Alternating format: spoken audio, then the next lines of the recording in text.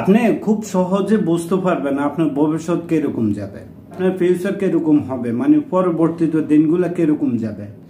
ধরেন আপনি যার সাথে গড় করতেছেন, আপনার স্ত্রী মানে আপনার বউ যদি আপনার কথার বাইরে যায়, ধরেন আপনার স্ত্রী আপনি সবসময় খরচা টাকা দেন, ও আপনার কাছে হাত খরচ যা চাচ্ছে আপনি তাই দিচ্ছেন, ও যেটা খুশি এটা কিনতেছে। যদি বুঝতে পারতেছেন যে আপনার স্ত্রী বহু বিলাসী, আপনি কিভাবে বুঝবেন আপনার স্ত্রী কিরকম?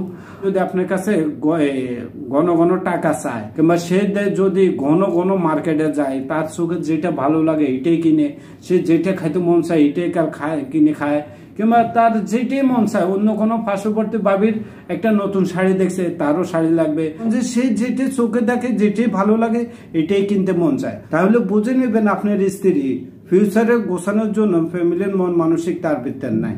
তার ভিতরে আছে যে বহু বিলাসিতা, সে কোথায় যাবে কোথায় খাবে, মানে বিভিন্ন ধরনের কিছু লোক আছে না, ঘর ভালো লাগে না, বাইরে ঘুরতে গেতে বেশি পছন্দ করে।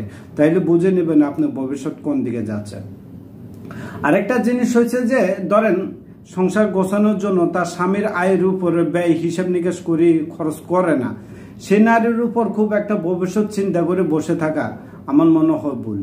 তবে যদি দেখেন যে আপনার স্ত্রী আগোছালো, মানে ফ্যামিলি গোছাতে পারে না, কিংবা ফ্যামিলি ফিউচারের চিন্তা করে না, ভবিষ্যতে বাচ্চাদের কথা চিন্তা করে না, ধরেন লাইফ নিয়ে কোনো চিন্তাই করে না, যা রুজি করে যা আনে তাই খাইলা, যা পায় তাই যা খুশি তাই খরচ করিয়ে লাগাচ্ছে, আর আপনার স্ত্রী যদি এরকম হয় মানে বেহিসাবি মানুষ, তাইলে আপনাকেই এই পরিবর্তন নিতে হবে।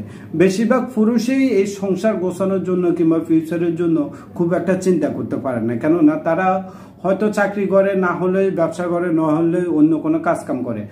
যে কাজে করুক না, চাকরি করেন বা ব্যবসা খাতে, তারা ওই চিন্তাটাই সবসময় ব্যস্ত থাকে। তারা কিভাবে বসদেরকে খুশি রাখবে, কিংবা বসদের কাজগুলো সবসময় বুঝে দিবে, কিংবা ব্যবসার কাজ করলে তারা ব্যবসার নানান ধরনের চিন্তায় থাকে। তাই ওদের পুরুষের বেলা খুব একটা ভবিষ্যৎ ফিউচার কিভাবে গড়তে হবে, কিভাবে এদের লাইফ সেটেল করতে হবে, এগুলো নিয়ে খুব থাকে না। তো বেশিরভাগ নারীর ক্ষেত্রেই নারীর কারণে সংসার গোছানো হয়, নারীরাই মানে ফ্যামিলি গোছায়, ফ্যামিলির বাচ্চা কাচ্চা মানুষ করার যে কৌশলটা এগুলো করে। পুরুষের কাজ হচ্ছে যে আসলে তাদেরকে হাত খরচ দেওয়া, ফ্যামিলির খরচ দেওয়া, এছাড়া পুরুষের আর অন্য কোনো মানে কাজ আছে কিন্তু সময় পায় না।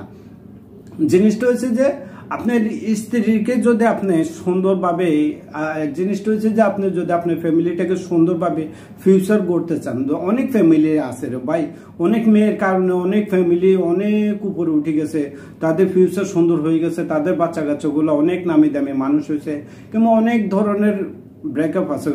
তাদের প্রত্যেকের মুখেই একটা জিনিস হচ্ছে যে এই এতটুকু উঠে আসা মায়ের অবদান। বাবা তো পরিশ্রম, বাবার হয়তো পরিশ্রম হচ্ছে টাকার পরিশ্রম কিংবা ভালোবাসার পরিশ্রম, এছাড়া আর কোনো বাবার অবদান নাই।